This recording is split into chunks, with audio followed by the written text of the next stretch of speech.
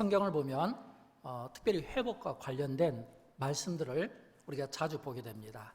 건강의 회복을 위해서 말씀들이 나와 있고, 또 구원의 회복을 위해서, 또는 원수의 압제로부터 회복에 관한 말씀도 있습니다.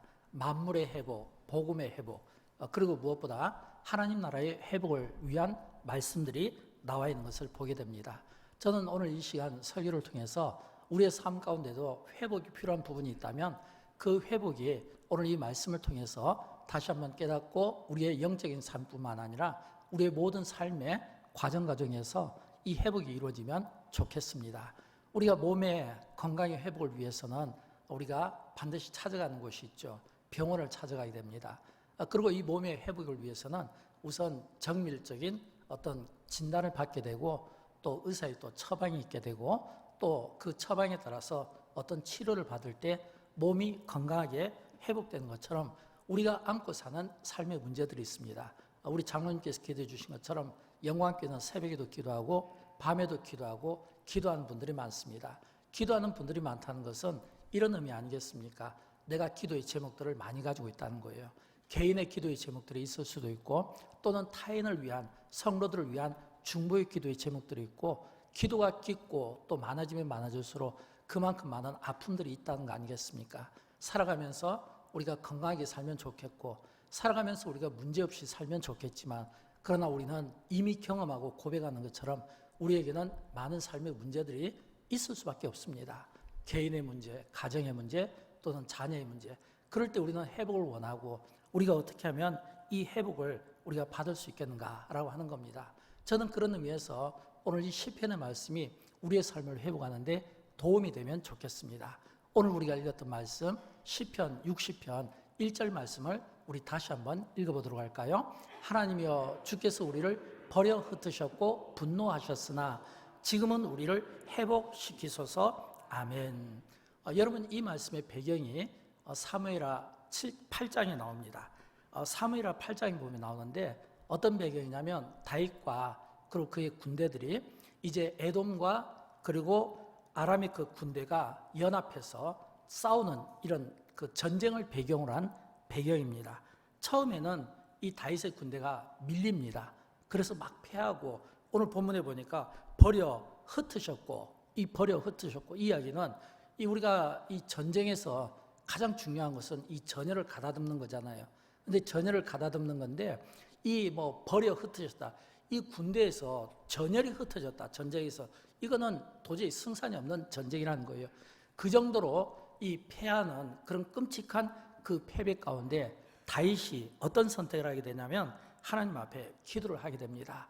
그리고 그 기도를 통해서 하나님께서 다윗에게 승리를 주시는 거예요. 처음에는 패했다가 나중에는 승리를 주신데, 그 승리가 사무엘하 8장 13절을 보면 이렇게 나와 있습니다. 우리 같이 한번 읽어보도록 할까요? 다윗이 소돔 골짜기에서 에돔 사람 18,000명을 쳐 죽이고 돌아와서 명성을 떨치니라. 아멘.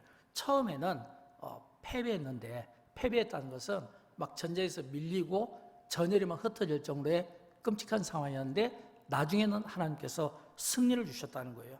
이 말은 이런 뜻입니다. 하나님께서 이 다윗에게 처음에는 패배를 주셨는데, 패배를 줄 때 우리가 생각해야 될 게 있어요. 그게 뭐냐면, 우리가 살아가다 보면 삶에서 때로는 실패를 경험할 때가 있지 않습니까? 우리가 원하지 않는 어떤 실패를 경험할 때가 있어요. 때로는 이렇게 낭망된 일을 우리가 만날 수도 있습니다. 우리가 항상 좋은 일을 우리가 꿈꾸며 살아가고 있지만, 그러나 이 세상은 결코 만만치가 않은 거예요. 다윗이 누굽니까? 다윗은 하나님께서 크게 쓰신 자입니다. 또 다윗은 하나님의 마음에 합한 자입니다. 그는 말씀과 기도의 삶이었고, 항상 이 하나님 중심의 그런 신본주의적 삶을 살았던 대표적 인물이 다윗 아닙니까? 또 뿐만 아니라 이 사무엘하 8장과 이 시편 60편의 이 배경은 다윗이 왕이 된 이후에 그가 전쟁에 나가서 큰 승리를 거둔 겁니다. 그러나 그 승리 이전에 패배가 있었다는 것을 보여줍니다. 다윗이 그가 왕이 된 이후에 하나님께서 다윗을 얼마나 축복하셨습니까? 그의 군대를 강하게 해주셨고, 그의 왕국을 강하게 해주셨고, 이 다윗이 전쟁에서 많은 어떤 영토들을 회복하게 되는 기가 막힌 이런 이 승리들을 주셨는데, 그러나 그 승리 이전에 오늘 이 다윗에게 있어서 에돔과 아람 이 두 연합군과의 이 초반 이 전쟁에서 상당히 곤욕을 치렀다. 이거를 지금 이 시편과 사무엘하 8장이 우리에게 보여주고 있는 겁니다. 보통 사람들은 이렇게 승승장구하다가 어떤 어려운 일들을 만나게 되면 그 어려운 일들 앞에서 낙심하는 경우가 많습니다.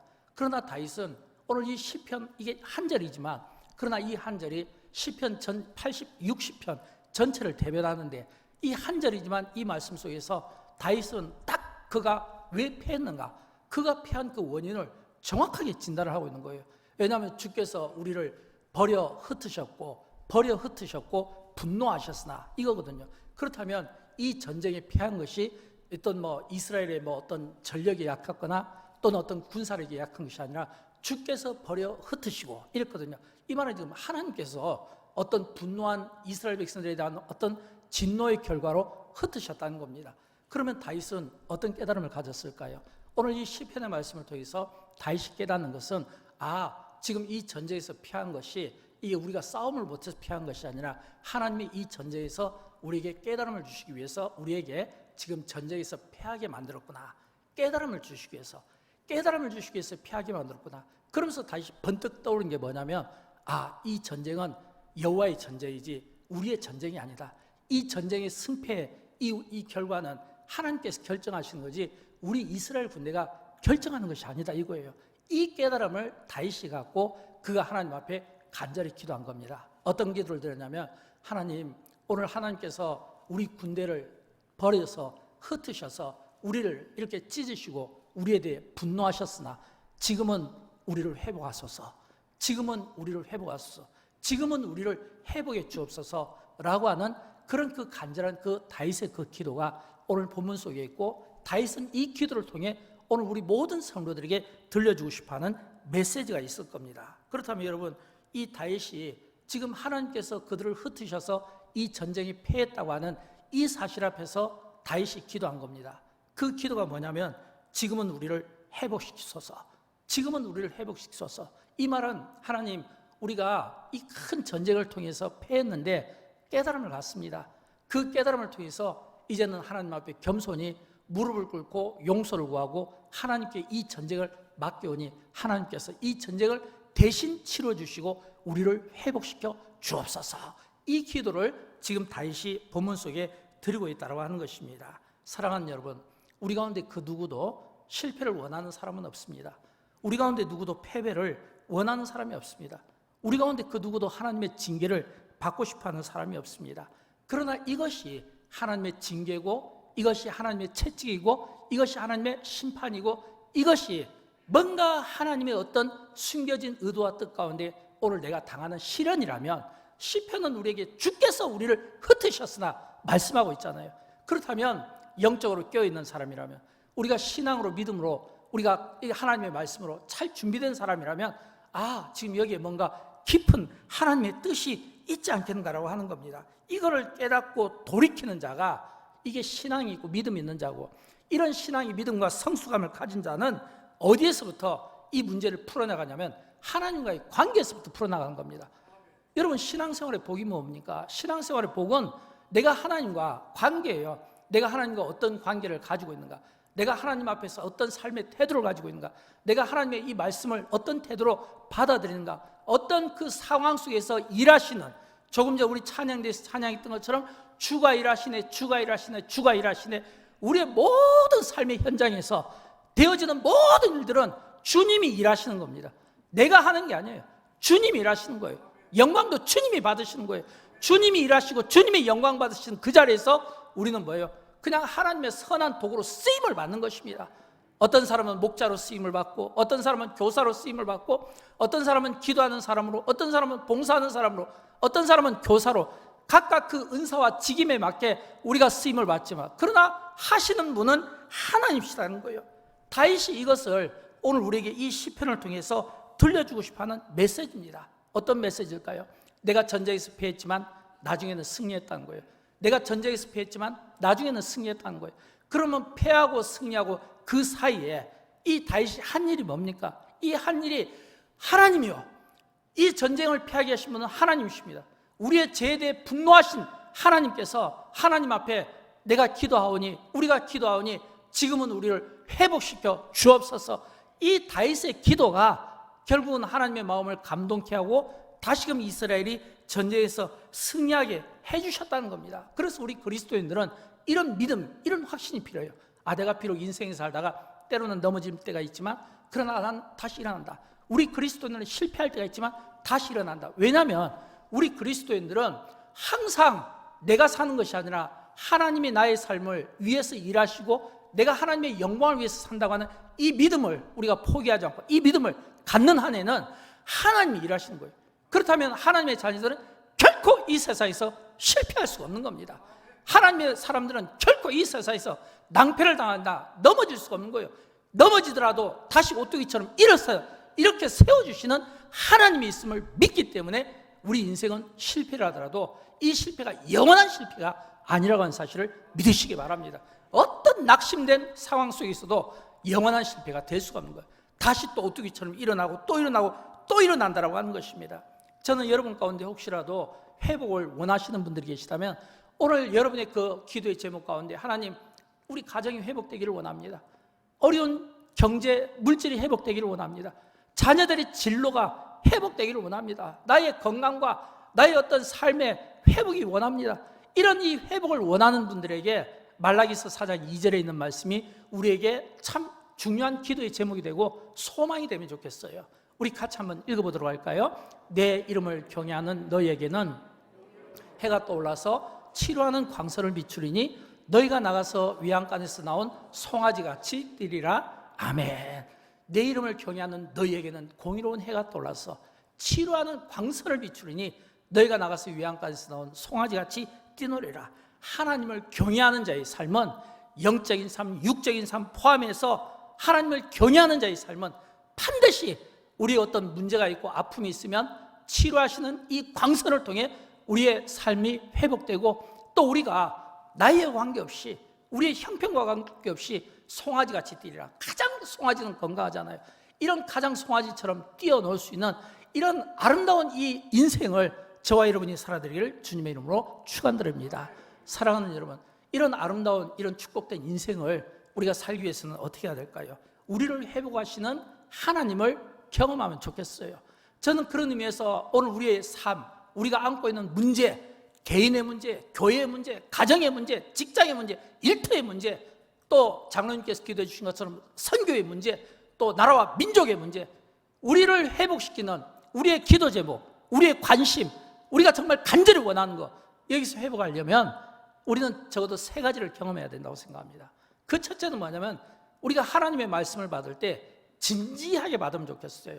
여러분, 하나님은요 진지하신 분입니다. 하나님은 우리에게 말씀으로 다가오실 때 진심을 가지고 있습니다. 하나님의 말씀 하나하나가 하나님의 진심을 담고 있어요. 하나님의 진심을 담고 있다는 것은 하나님은 결코 말씀을 통해 우리에게 농담하거나 우리에게 유머를 보이시는 하나님이 아니에요. 하나님은 실현하시는 하나님이 아니에요. 마음에 진심을 담고 그 말씀 하나하나를 우리에게 던져주고 우리가 이 말씀을 받기를 원하는 겁니다. 안타깝게도 우리가 이 하나님의 이 말씀을 우리가 진심으로 받아들이지 못해요. 여러분, 인간관계 속에서도요 이 진심이 통해야 돼요. 서로 내가 지금 상대에게 진심을 말하는데 상대가 예를 들어서 농담으로 여기면 어떻게 되겠습니까? 근데 진심은 진심으로 통해야 돼. 될 때 비로소 이게 아름다운 이 관계가 되는 것처럼 하나님의 말씀은 하나님의 진심을 담고 있으므로 우리 또한 이 하나님의 말씀을 받을 때 이 하나님의 진심으로 우리가 이 말씀을 받을 수 있어야 되겠다라고 하는 겁니다. 그렇다면 여러분, 하나님이 보실 때 나의 영적 상태는 어떻겠습니까? 오늘 영광교회 영적인 상태는 어떻겠습니까? 나의 상태, 오늘 우리 교회의 상태, 이 상태를 하나님이 보실 때 어떤 지금 상태로 하나님이 보고 싶으냐라고 하는 겁니다. 우리는 많은 경우 복음에 대한 확신을 가지고 있습니다. 또 구원에 대한 확신을 가지고 있습니다. 영생에 대한 소망을 가지고 있습니다. 예수 그리스도의 십자가, 부활, 재림에 대한 확신을 가지고 있습니다. 그러나 안타깝게도 관심이 없습니다. 많은 분들이 이런 데 별로 관심을 안 가져요. 재림에 대한 관심 별로 없어요. 부활에 대한 관심 별로 없어요. 왜 이런 이 관심들, 예수 그리스도의 십자가와 부활, 이 재림, 이런 거에 대해서 왜 우리가 관심을 갖지 못할까요?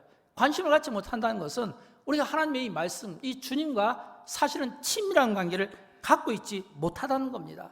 그러니까 우리가 하나님을 의식하기보다는 환경을 의식할 때가 있고, 성령을 의지하기보다는 사람을 의식할 수 있고, 이게 뭐냐면 내가 주님과 친밀함을 갖지 못한다는 거예요. 내가 만약 주님과 친밀함을 갖는다면 복음에 대한 관심, 예수 그리스도의 십자가에 대한 관심, 또 예수 그리스도의 부활에 대한 관심, 또 이 세상 심판에 대한 관심, 재림에 대한 관심, 이런 관심들이 당연히 오늘 우리에게 있어야 되지 않겠냐라고 하는 겁니다. 그런데 우리는 이렇게 대한 별로 관심을 갖지 못해요. 그러나 성경은 우리에게 말씀하고 있습니다. 우리가 구할 것, 교회가 구할 것, 이건 하나님의 영광 아닙니까? 우리가 찬양할 때마다 주의 영광, 주의 영광 내 눈앞에 있네, 내 눈앞에 있네. 우리는 항상 하나님의 신전의식을 가지고 주님의 영광이 이 땅 가운데 임하고 주님의 임재가 우리 가운데 임하고, 이거는 뭐냐면 우리가 가져야 될 관심, 교회가 가져야 될 관심은 하나님의 영광이에요. 오직 하나님의 영광이에요. 오직 하나님의 영광이야 하지만, 그러나 우리는 하나님의 영광보다는 세상 영광에 더 취해 삽니다. 세상 영광에 대한 더 목마름을 가지고 있어요. 그래서 우리는 복음과 이 세상을 자꾸 타협하게 만드는 겁니다. 성경은 복음과 세상이 타협하는 것이 아니라 복음으로 세상을 리드하고 복음으로 이 세상을 구원하고 복음이 이 세상을 이끄는 이런 삶을 살아야 되는데, 오히려 복음이 세상과 타협해서 적당한 즐거움, 적당한 어떤 놀이문화 또는 적당한 이런 어떤 이 세속주의적인 것들을 받아들이다 보니까 교회 안에서도 또 우리 내면에서도 이런 어떤 세속적인 이 즐거움에 우리가 너무 많이 취해 있다는 겁니다. 여러분, 이게 왜 가능할까요? 우리가 하나님의 말씀을 진심으로 받아들이지 못하기 때문에 그래요. 앞에서도 말씀드린 것처럼 우리가 하나님의 말씀을 진심으로 받아들이면 어떻게 우리가 우리의 삶이 그렇게 이렇게 낭비될 수 있겠습니까? 우리가 하나님의 말씀을 진심으로 받아들이면 어떻게 우리가 하나님의 말씀을 배우는데 게을리할 수 있으며 우리가 기도 생활을 게을리할 수 있겠냐라고 하는 겁니다. 똑같이 성경을 읽어도요, 진심으로 이 하나님의 마음을 우리가 듣고 그 마음을 우리가 받는다면 우리 개인을 놓고 교회를 놓고 가정을 놓고 자녀들을 놓고 또는 우리 시대에 일어나는 모든 문제들을 놓고 어떻게 우리가 애통하지 않을 수 있으며 어떻게 우리가 하나님의 그 아픔을 보면서 우리가 통곡하지 않을 수 있겠냐라고 하는 것입니다. 여러분, 기억하십시오. 하나님의 말씀은 우리에게 안심하라 이런 말씀도 있고 위로하라 라는 말씀도 있고 회복하라 라는 이런 말씀도 있지만, 그러나 또 한편으로는 깨닫고 돌이키고 회개하고 뉘우치고 새 사람이 되고 거듭나고 중생을 확인하고 이런 말씀도 우리에게 나온다는 사실을 우리가 볼 수 있어야 되는 겁니다. 그러므로 우리가 하나님의 진심을, 우리가 이 하나님의 말씀을 통해 우리가 담으려면 오늘 우리에게는 구약시대의 그 영적으로 그 암흑기에 그 영적으로 타락된 그 시대를 향해 그 나라가 분단되고 그 나라가 멸망의 위기 때 쓰임받았던 그 선지자들의 그 외침을 우리가 생각해야 됩니다. 우리가 잘 아는 호세아 선지자가 어떤 말씀을 했을까요? 호세아서 6장 1절을 보면 이 호세아 선지자의 그 시대를 향한 그 심정을 우리가 볼 수 있어요. 우리가 잘 아는 말씀이죠. 같이 읽어보도록 합니다. 우리가 여호와께로 돌아가자. 여호와께서 우리를 찢으셨으나 도로낫게 하실 것이요 우리를 치셨으나 싸매어 주실 것임이라. 아멘.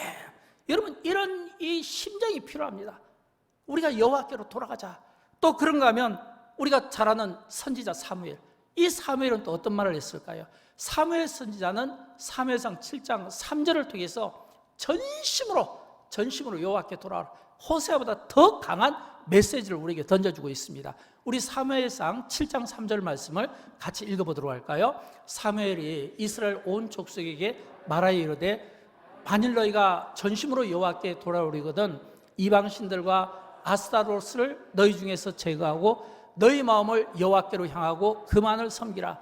그리하면 너희를 블레셋 사람의 손에서 건져내시리라. 아멘. 여러분, 선지자 사무엘도요, 전심으로 우리가 여호와께 돌아라, 여호와께 향하라, 그만을 섬기라. 이 말은 뭐냐면 하나님의 말씀을 듣고 너희가 진짜 하나님을 만나보라 이 말이에요. 하나님의 말씀을 듣고 이 하나님의 말씀 속에서 하나님의 뜻이 이 세상 가운데 어디에 있는가? 너희가 여호와께로 돌아오라, 전심으로 여호와께 돌아오라, 여호와만을 향하라. 이거는 뭐냐면 그 시대나 우리 시대나 우상이 있잖아요. 그 시대도 우상이 있고 우리 시대도 우상이 있고 우상의 종류가 다르고 형태가 다를 뿐이지 우리는 각각 그 다른 이 우상과 우리의 신앙이 이게 서로 이게 섞여 사는 거예요. 이게 구분되지를 못하는 거예요. 그런 그 삶 속에서 우리가 살아가고 있다는 겁니다. 그래서 우리는 시편 73편 28절에 있는 말씀처럼 무엇이 복이냐? 하나님께 가까이 함이 내게 복이라. 이게 복이에요. 여러분, 인생의 복은 내가 하나님께 가까이 하는 거예요. 인생의 복은 하나님을 나의 피난처로 삼는 겁니다. 인생의 복은 내가 하나님의 말씀 안에 거하는 거예요. 내가 하나님과 친밀한 관계를 갖는 겁니다. 여러분, 사람끼리도요, 영향력 있는 사람과 친밀한 관계를 맺으면요, 뭔가 좀 이렇게 으쓱대는 마음이 있습니다. 제가 이렇게 서재에 보면 명함 있어요. 이 명함이 있는데, 이 처음에는 막 이 명함이 막 이렇게 좀 좋은 분들의 막 명함을 받으면 이게 막 다 앨범을 만들어서 막 멋있게 만들어 놓고 또 막 휴대폰에다 이렇게 찍어서 또 놓고 그랬는데, 요즘에는 아무리 뭐 이름 있고 영향력 있는 이런 명함을 제가 받아도 지금은 그냥 이렇게 막 그냥 이렇게 서랍에다 그냥 넣어 놓습니다. 그리고 한번 넣어 놓으면 이 명함은 다시 제가 찾을 일도 없어요. 그러나 뭔가 한켠으로는 그래도 뭔가 뿌듯함이 있어요. 아, 내가 막 이 뭐 이렇게 좀 영향력 있는 뭐 좀 이렇게 막 좀 큰 사업을 하는 이렇게 좀 사람들이 알만한 이런 막 명함을 가지면 뭔가 좀 뿌듯함이 있다 이거예요. 사람끼리도 그런데, 사람끼리도 내가 그 사람과 이 명함 하나를 통해서 뭔가 내가 관계를 갖고 있다, 소통을 갖고 있다, 이것 때문에 뭔가 으스대는 게 있는데, 그러나 여러분, 하나님이면 촉하지 않습니까? 하나님 한 분이면 우리가 하나님과 관계를 맺고 하나님과 친밀함을 맺고 하나님과 동행하고 하나님께 가까이 나가면 복이라고 있지, 뭐 사람에게 가까이가 복이라 이런 말을 한 적이 없잖아요. 진짜 내가 하나님을 가까이하고 하나님과 함께함으로써 갖는 이게 인생의 복인 것을 알면 오늘 저와 여러분, 우리가 하나님을 가까이 해야 되지 않겠습니까? 어떻게 해요? 하나님과 가까이 한다는 것은 내가 하나님께 나아가는 것입니다. 어떻게 해요? 하나님께 나아갈 때, 말씀을 받을 때 잠언에 보면 여호와를 경외함이 지식의 근본이고 여호와를 경외함이 지혜의 근본이라고 말씀하고 있는 겁니다. 하나님을 가까이 함으로 하나님이 주시는 지혜와 지식의 힘으로 오늘 이 세상 가운데 여러분이 안고 있는 모든 문제들을 하나님의 말씀으로 풀어내기를 주님의 이름으로 축원드립니다. 두 번째는요, 하나님의 계획을 알아야 됩니다. 여러분, 우리는 우리를 향하신 하나님의 계획을 알으셔야 돼요. 그리고 이 하나님의 계획 속에는 반드시 나를 향한 좋은 계획들이 많이 있지만, 그러나 이 하나님의 계획 가운데 심판과 재림이 있다는 것을 우리는 기억해야 됩니다. 다만 보지 못할 뿐이지, 하나님의 심판과 재림이 있음을 우리가 말씀을 통해 만나고 볼 수만 있다면 우리의 삶은 달라지지 않겠습니까? 여러분, 하나님의 심판이 있다는 것을 우리가 말씀을 통해 만나고 이 하나님의 계획을 알 수만 있다면, 내가 재림을 내가 알 수만 있다면 어떻게 우리가 오늘 우리의 삶을 이렇게 살아들 수 있겠습니까? 하나님의 심판을 안다면 내 안에 있는 이 죄의 문제를 놓고 내가 어떻게 참여하지 않을 수가 있겠습니까? 그냥 이런 참여가 아니라 그 심판을 생각하고 그 끔찍한 형벌을 생각하면 몸이 부들부들 떨리고 가만히 있어도 막 식은땀이 나고 그냥 막 내 입에서 막 이 어떤 토해내는 이런 어떤 회개의 눈물과 통곡이 있지 않겠냐는 거예요. 또 하나님에 대한 이 계획 가운데 내 인생을 향한 하나님의 계획, 5년 후에, 10년 후에, 20년 후에 하나님께서 내 인생을 이렇게 드라마처럼 만들고 그 계획 가운데 나의 성장을 돕고 나의 성공을 돕는다는 것을 깨닫게 되면 얼마나 가슴이 뿌듯하겠습니까? 그렇죠? 내가 하나님의 계획을 볼 수만 있으면 내 인생의 미래를 내가 그 하나님의 그 계획 가운데 내가 볼 수만 있다면 얼마나 가슴 뿌듯하겠냐고 이거예요. 회개의 문제면 회개로 풀어나가고 그 문제가 나를 교훈의 문제면 교훈으로 내 인생을 복되게 만들고, 만약 내 인생에 대해서 하나님이 내가 모르는 그러나 기가 막힌 나를 향한 어떤 준비된 계획이 있다면 이건 진짜 기분 좋은 일이고 이건 진짜 우리를 설레게 만드는 이런 어떤 기쁨이 있을 수밖에 없다라고 하는 것입니다. 그런데 여러분 아십니까? 이 하나님의 계획이 누구에게 알려지게 될까요? 사람끼리도 진심이 통해야 된다고 말씀했잖아요. 하나님의 계획을 알려면 사람끼리도요, 사람의 계획을 알려면 그 사람하고 친해져야 됩니다. 그렇죠? 그 사람하고 친해져야 아, 이분의 계획이 이렇구나, 이분이 나를 이렇게 생각하고 있구나, 이분이 나를 이렇게 평가하고 있구나, 이분의 지금 어떤 생각은 이런 생각이구나, 내가 그래서 그 생각을 맞춰갈 수 있잖아요. 그렇다면 우리가 하나님의 계획을 알려면, 그 심판과 그 재림을 알려면 당연히 하나님을 만나는데 전심으로 마음을 다해서 우리를 감찰하시는 하나님을 우리가 만나야 되지 않겠습니까? 성경에 보면 역대상 28장 9절을 보면 이런 말씀이 나오잖아요. 내 여호와께서는 모든 마음을 감찰하사 모든 의도를 아시나니, 모든 마음을 감찰하사 모든 의도를 아시나니, 나의 마음을 감찰하시고 나의 의도를 아시는 하나님, 그분을 내가 만일 찾으면 하나님이 나를 만나줄 것이고, 내가 그를 버리면 그가 너를 영원히 버리시리라. 이 말씀처럼 마음을 감찰하시는 하나님, 그분 앞에 내가 나가고 그분이 나를 찾으면 나를 만난다고 해주셨잖아요. 이런 이 만남이 우리에게 필요하지 않겠습니까? 여러분, 하나님의 계획을 알고 싶습니까? 하나님의 계획을 알고 싶으면 교회도 회복해야 되고, 또는 이 영광교회 재단도 회복해야 되는데, 더 중요한 게 있어요. 그건 뭐냐면, 이 하나님의 계획을 알려면요, 우리 내면의 회복이 필요합니다. 내면의 회복이 필요해요. 저는 그런 의미에서 역대하 16장 9절 말씀이 우리에게 좋은 교훈이 된다고 생각합니다. 우리 같이 한번 읽어보도록 할까요? 여호와의 눈은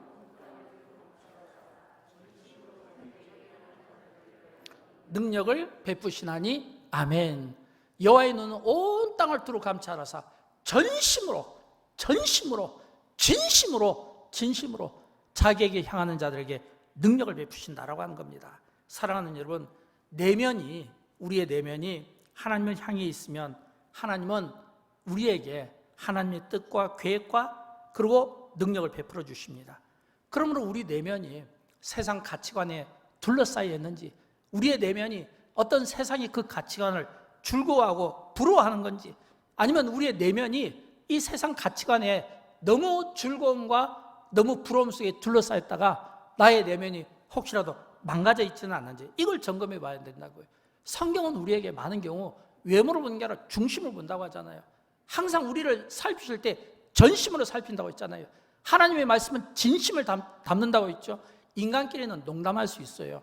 그러나 하나님은 절대 우리에게 농담하시는 분이 아닙니다. 그렇다면 그 하나님의 진심을 담고 그 말씀이 오늘 우리를 향해서 우리를 보신다면, 그 살펴보시는 나의 이 영적인 상태, 나의 이 내면의 상태를 살펴보신다면 우리가 이 내면의 상태에서 어떤 점검이 있어야 되지 않겠습니까? 저는 그런 의미에서 우리가 하나님의 계획을 알려면 우리의 내면의 점검이 필요하고, 우리의 내면을 우리가 점검하는 것은 매우 중요하다고 생각합니다. 우리가 영적 전쟁에서 이길 수 있고, 또 우리가 하나님의 계획을 또 우리가 볼 수 있기 때문에 그렇습니다. 성경 속에 나오는 믿음의 사람들, 그 믿음의 사람들을 보면요, 하나같이 아브라함, 이삭, 야곱부터 시작해서 그 믿음의 조상들이 전부 하나님의 계획에 대한 관심을 가지고 있었고, 하나님의 계획과 그 뜻을 살필 수 있었습니다. 어떤 사람은 말씀으로 하나님의 그 계획을, 어떤 사람은 찾아오시는 성령님을 통해서 하나님의 계획을, 어떤 사람은 기도 중에 그 이상 가운데 말씀하시는 이 하나님의 말씀을 통해서 하나님의 계획을, 아브라함을 향한 하나님의 계획은 무엇입니까? 하늘의 뭇별과 바다의 모래알처럼 많은 믿음의 조상들을 주겠다고 했잖아요. 또 야곱을 통해서 주신 그 하나님의 그 계획은 그 야곱을 통해서 이스라엘을 민족으로 삼으시자는 이런 계획이 있잖아요. 요셉을 통해서 고난받는 백성들을 구원하고, 또 모세를 통하여 또 가나안 땅으로 인도하게 되고, 이게 전부 자신의 의지입니까? 자신의 생각입니까? 아니잖아요. 하나님의 계획과 하나님의 그 뜻을 받들기 위해서 거룩한 순종을 통해서 이루어진 자들의 이야기라고 하는 사실을 믿으시기 바랍니다. 사랑하는 여러분, 교회가 바로 서고 성도들이 바로 서면 세상에서 영향력 있게 쓰임받을 뿐만 아니라 교회와 이 땅의 미래는 밝아질 수밖에 없습니다. 마지막 심판과 재림의 때에 우리가 주님 앞에 칭찬받고 천국에 들어갈 수 있게 됩니다. 교회가 바로 서고 성도가 바로 서면, 교회가 바로 서고 내가 바로 서면, 영광교회가 바로 서고 내가 바로 서면 된다라고 하는 것입니다. 저는 그런 의미에서 우리 교회가 바로 서고, 우리 여러분 한 사람 한 사람 우리가 하나님 앞에 바로 서고, 우리의 내면이 하나님이 기뻐 받으시고 그 내면이 맑고 깨끗해서 우리가 하나님의 그 계획을 우리가 살펴볼 수 있다면, 오늘 우리는 그 하나님의 그 계획 가운데 우리가 하나님의 그 축복의 통로로, 구원의 통로로 우리가 거룩하게 쓰임받지 않겠습니까? 오늘 우리를 통해서 정말 이 땅이 회복되는 그런 하나님의 그 계획을 보고, 영광교회를 통해서 2020, 2030 비전을 통해서 보고 싶어하는 그 하나님의 그 계획 가운데 저와 여러분이 거룩하게 쓰임받기를 주님의 이름으로 축원드립니다. 마지막으로 세 번째, 기도에 힘써야 됩니다. 진정한 회복은 기도에서부터 시작되기 때문입니다. 그래서 우리는 공동체를 위해서 기도에 힘써야 됩니다. 우리 개인과 가정을 위해서도 힘써야 됩니다. 또 교회 학교를 위해서도 힘써야 됩니다. 나라를 위해서도 힘써야 됩니다. 우리의 마음이 너무 편안한 거, 너무 갖고 싶은 거 갖고 누리면서 탐심에 중독되어 있으면, 세상을 자랑하는 것에 중독되어 있으면 절대 우리가 하나님께 우리가 기도로 집중할 수가 없습니다. 우리가 주님께 기도로 집중하려면 이 편안한 삶, 탐심 또는 어떤 중독된 삶, 이런 데서부터 벗어나야 되는 거예요. 이런 것에서 우리가 자유로워지고 내려놓지 못하면 절대 주님과 이 관계를 우리가 가질 수가 없다고 하는 것입니다. 사랑하는 여러분, 종말을 믿습니까? 재림을 믿습니까? 여러분, 만약 여러분이 종말을 믿고 재림을 믿는다면 오늘 세상의 모든 것들은 반드시 없어지겠죠. 종말을 믿는다면 없어져야 되지 않겠습니까? 우리가 예를 들어서 영화라든지 어떤 언론을 통해서 기후변화라든지 또는 전쟁이라든지 또는 어떤 자연재해라든지 이런 것들을 통해서 우리가 조금씩 느끼는 것들이 있잖아요. 이런 느끼는 것들 때문인지 몰라도 최근에 저에게 이런 이야기를 자꾸 들려주시는 분들이 있어요. 목사님, 종말이 올까요? 종말의 때, 마지막 심판의 때 기도하는 분들이 있을까요? 이런 이야기를 들려주시는 거예요. 여러분, 우리가 종말을 믿는다면, 우리가 심판을 믿는다면 반드시 여러분이 기억해야 될 게 있어요. 그건 뭐냐면 나의 생명도, 나의 건강도, 나의 물질도, 나의 명예도, 나의 자랑도 다 사라질 수밖에 없다는 겁니다. 이 세상에 심판과 종말이 있다는 것을 믿으면 우리가 그처럼 자랑스럽게 이고 우리가 그처럼 우리가 누리고 우리가 즐겼던 이 모든 것들은 전부 사라질 수밖에 없다는 겁니다. 그러므로 다 사라질 수밖에 없는 거예요. 우리가 믿는다면, 그렇다면 다른 사람이 기도하지 않고 다른 사람이 말씀 묵상하지 않고 다른 사람이 예배 안 드리는 것 때문에 불평하기보다는 종말을 믿고 재림을 믿는 기도하는 믿음을 가진 성도들은 기도에 힘써야 됩니다. 언제 주님 오실지 모르고 언제 닥칠지 모르는 일이잖아요. 여러분, 우리가 그냥 쉬운 예로 어떤 작은 재난 하나도 이 과학이 발달된 이 나라에서도요, 이 재난에 대한 대처가 아무리 갖춰져 있다 하더라도 절대 그 재난을 피해갈 수가 없는 겁니다. 그래서 성경은 우리에게 예수님께서 열천의 비유를 통해서 이런 말씀을 주셨잖아요. 마태복음 25장 13절 말씀 우리 같이 읽어보도록 할까요? 그런즉 깨어있으라 너희는 그날과 그때를 알지 못하느니라. 아멘. 안타까운 것은 기도하는 사람이 적고 기도하는 사람들을 찾아보기 어려운 시대입니다. 그럴수록 우리 그리스도인들은 기도하지 않는 사람들을 보고 불평하기보다는 하나님 앞에서 내가 무릎 꿇고 애통하는 심정으로 내가 하나님 앞에 기도하는 것이 중요합니다. 여러분, 예수님의 겟세마니 기도가 그거잖아요. 제자들이 기도하지 않는 것을 놓고 예수님이 불평하셨나요? 제자들이 기도하지 않고 또는 기도한다고 흉내를 냈지만 쿨쿨 자는 그 제자들을 향하여 예수님은 불평하지 않았습니다. 오히려 그것과 관계없이 그냥 겟세마네 가서 기도하셨어요. 예루살렘의 멸망을 앞두고 우셨습니다. 또 그 고난의 잔 앞에서 나의 뜻대로 마옵시고 아버지의 뜻대로 되기를 원하나이다. 이런 이 순전적인 이런 기도가 어떤 기도입니까? 전부 이런 기도는요, 고난이 따르는 기도고 그 고난을 예감한 기도고 그 고난을 앞으로 겪어야 되는 가운데서도 예수님은 다른 사람이 기도하지 않는 것을 놓고 불평하기보다는 그럴수록 무릎 꿇고 산에서 홀로 그 추위와 그 어떤 사단의 그 어둠의 세력과 맞서서 홀로 기도하면서 이겨냈다고 하는 겁니다. 성경과 역사를 보면 우리가 항상 기도하는 사람들이 그 시대에 많아서 그 시대가 평화로운 시대를 얻은 것이 아니라 기도하는 그 한 사람 때문에 그 시대가 평안함을 얻은 때가 오히려 더 많았다는 것을 우리는 기억해야 됩니다. 그래서 우리는 할 수만 있으면 우리가 기도에 힘쓰는데, 저는 제가 참 좋아하는 즐겨 제가 묵상하는 말씀이 있습니다. 시편 116편 1, 2절 말씀인데 제가 이 말씀을 참 개인적으로 좋아합니다. 왜냐하면 이 말씀 가운데 내가 평생에 기도하리로다. 내가 평생에 기도하리로다. 비록 내가 기도 시간이 적다 할지라도 내가 1년 365일 절대 기도 시간을 빼놓지 않고 내가 매일 내가 새벽마다 내가 기도하리로다. 이게 저의 어떻게 보면 목회의 하나의 철학입니다. 그런 것처럼 여러분, 오늘 저와 여러분 우리 모두가 항상 집이든 가정이든 어디서든 이 시편의 기자처럼 내가 평생에 기도하리로다, 이런 이 평생에 기도하는 이런 마음들이 오늘 우리에게 있어야 되겠습니다. 여러분, 우리가 만약 평생에 누가 기도하든 안 하든 불평하고 탓하기보다는 내가 평생에 내가 주님 앞에 기도하겠습니다, 이런 마음의 상태로, 태도로 내가 하나님 앞에 기도하게 되면 그 시대를 향한 그 하나님의 통곡을 느끼지 않겠습니까? 그 시대를 향한 그 하나님의 아픈 마음을 느끼지 않겠습니까? 그 시대를 향한 하나님의 진심을 느끼지 않겠습니까?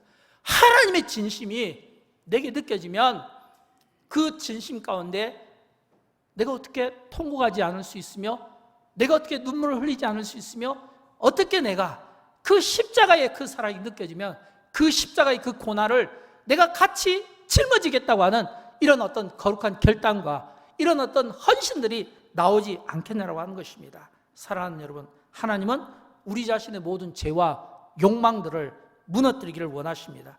전심으로 기도하는 자들을 찾고 싶어합니다. 전심으로 기도하는 자들을 보고 싶어합니다.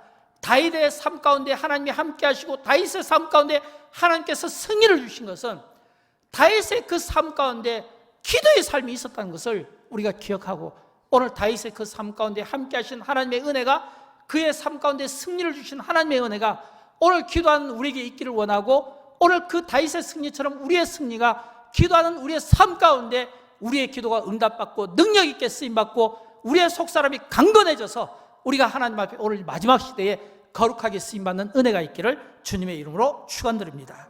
사랑하는 여러분, 만약 여러분 가운데 아무 문제가 없으신데 내가 기도한다면 더 부지런히 더 하나님을 찾으시고 더 하나님의 얼굴을 구하십시오. 사탄의 어떤 공격도 능히 막아낼 수 있도록 하나님께서 힘을 주시고 담대함을 주시게 될 것입니다. 그러나 만약 여러분 가운데 어떤 삶의 어려운 문제로, 인생의 어려운 문제를 가지고 그 문제 속에서 허덕이고 계십니까? 만약 문제가 있다면 기도하십시오. 내가 기도하지 않고 설교 듣고, 내가 기도하지 않고 상담받고, 내가 기도하지 않고 내가 어떤 성경 공부를 한다고 해서 효과를 보기는 어려울 것입니다. 왜냐하면 하나님은 우리가 엎드려 기도하고 깨우치고 돌이키기까지 응답을 때로는 중지하시고 멈추시고 때로는 붙잡고 우리의 이 기도의 삶을 보고 싶어 할 때가 있기 때문에 그렇습니다. 그래서 우리 그리스도인들은 항상 기도로 깨어 있어야 됩니다. 교회도 항상 기도로 깨어 있어야 됩니다. 감사한 것은 그래도 영광교회가 참 이른 아침부터 늦은 밤까지 많은 기도하는 손길들이 있고 기도의 소리가 멈추지 않는 것이 감사하고, 시간마다 보면 늘 와서 기도하는 분들이 계시고 그 시간마다 기도하시는 그 기도의 릴레이, 그 기도의 바톤, 이른 아침부터 늦은 밤까지 철학하는 분들, 이런 이 기도가 있기 때문에 오늘날 영광교회가 그래도 참 세상 가운데서 참 이렇게 영향력을 가지고 이렇게 참 살아가고 있다고 저는 믿습니다. 여러분, 우리가 더더욱 우리가 하나님 앞에 참 마지막 때에 정말 우리가 평안함을 구하기보다는 오히려 하나님의 영광을 우리가 구해야 됩니다. 이제는 우리 시대의 평안함을 놓고 기도하기보다는 이제는 우리 시대에 잃어버린 이 하나님의 영광을 되찾고 영광을 회복하는 이 거룩한 일에 우리가 쓰임을 받았으면 좋겠어요. 우리가 하나님의 영광을 구하기 위해서는 무엇보다 우리의 기도가 능력 있게 쓰임받아야 됩니다. 우리의 삶이 회복이 돼야 되는 거예요. 내가 안고 있는 삶의 문제가 어떤 문제든 관계없이 이 문제를 내가 풀어내고 내가 회복시킬 수 있는 그런 기도의 능력들이 여러분에게 있게 되기를 주님의 이름으로 축원드립니다. 우리 다 함께 일어나실까요? 함께 일어나셔서 한 찬양할 텐데 오늘 찬양은 일어나라 주의 백성 빛을 발하라. 제가 이 찬양을 택한 것은 혹시라도 여러분 가운데 삶의 어려운 문제를 안고 사시는 분들이 계시면 오늘 우리가 이 찬양 가운데 또 오늘 우리가 받았던 이 말씀, 지금 우리를 회복하소서, 지금 우리를 회복하소서, 속히 우리를 회복하소서. 오늘 주님이 오늘 우리를 지금 이 시간 회복하실 수 있도록 낙심의 자리에서 회복하고 건강으로 회복하고 물질로 회복하고 자녀로 회복하고, 그래서 우리가 하나님의 그 영광을 위하여 우리가 힘써 나가는 이런 거룩한 영적인 찬양이 되기를 원합니다. 함께 찬양하도록 합니다.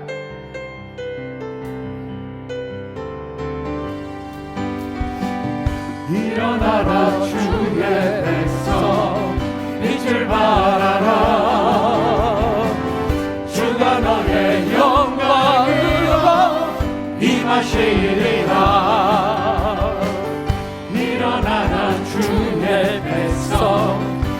빛을 발하라. 주가 너의 영광으로 임하시리라. 온 세상이 어둠 속에 헤매고 있지만 주가 너와 함께 계셔 회복을 명하리라. 일어나라, 빛을 발하라. 만백성이 너의 빛을 보고 사방에서 나오리.